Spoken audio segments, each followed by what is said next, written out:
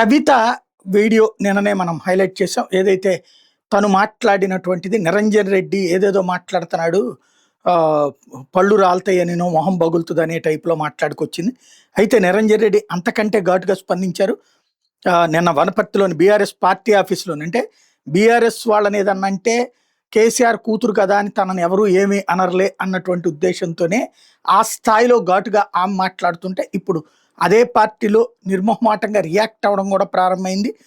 ఆహ్, ఎన్నికల ముందు కవితకొచ్చిన లిక్కర్ రాణి అనే పేరుతో మేము రాష్ట్రంలో ఎక్కడికెళ్ళినా ప్రజలకు సమాధానాలు చెప్పలేకపోయామంటూ ఆవేదన వ్యక్తం చేశారు. కవితకి సభ్యతా సంస్కారం లేవు. దానికి సాక్ష్యమే ఆమె చేసినటువంటి ఆరోపణలు. ఆమె విఘ్నతకే వదిలేస్తున్నా అన్నటువంటి వ్యాఖ్యలు చేసుకొచ్చారు. కాంగ్రెస్ ప్రభుత్వం ఏర్పడి 2 ఏళ్ళు అవుతున్న ప్రజా సమస్యల మీద పోరాడకుండా బీఆర్ఎస్ నాయకుల మీదనే కవిత విమర్శలు చేయడం ఎవరి మొప్పు కోసం అంటూ నిలదీశారు. కాంగ్రెస్ ప్రభుత్వం శుతిమెత్తగా వ్యవహరిస్తూ తనతో పాటు సబితా ఇంద్రారెడ్డి, ప్రశాంత్ రెడ్డి, జగదీష్ రెడ్డి వంటి నేతల మీద ఎందుకు ఆరోపణలు చేస్తున్నారంటూ అంటే కవిత కాంగ్రెస్ పట్ల శుతిమెత్తగా ఉంటూ ఇటు ఈ పార్టీకి సంబంధించిన నేతల మీద ఎందుకు ఆరోపణలు చేస్తున్నారని ప్రశ్నించారు. చేతనైతే నా మీద చేసిన ఆరోపణల ఆధారాలతో నిరూపించని సవాల్ విసిరారు.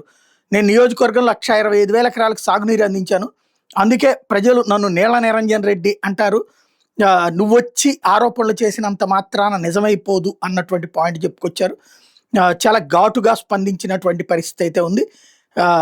ఎమ్మెల్సీ ప్రధానమైనటువంటి పదమైతే మాత్రం కవితల అడ్డంగా దొరికిపోయి జైల్లో ఉంటూ లిక్కర్ రాణి అని పేరు తెచ్చుకోలేదు అన్నటువంటి వ్యాఖ్యలు చేయడం అన్నది ఇక్కడ సంచలనం సృష్టిస్తోంది.